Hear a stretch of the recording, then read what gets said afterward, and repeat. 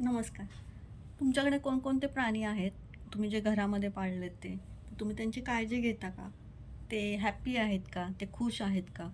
हे एकदा जाणून घ्या. त्यांच्याशी आल्यावर गप्पा गोष्टी करा. त्यांनी खाल्लं का? पाणी पिलं का? त्यांनी विश्रांती घेतली का? ते तुमच्या घरात कम्फर्टेबल आहे का? ह्याचा विचार करा. आमच्या घरात पण एक कॅट आहे.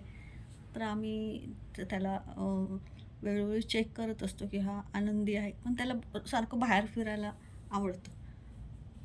तो सारखा डिमांड करत असतो, मला बाहेर फिरायचं आहे, मला बाहेर फिरायचं आहे. पण खाली डॉग्स आहेत.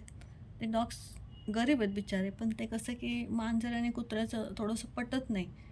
तर ते मांजर बघितलं खाली, की ते तर त्याच्या अंगावर धावून जातात आणि त्यांचे दात तीक्ष्ण असतात. चुकून जर मांजराला दात लागला, तर मांजराचा प्राण जातो.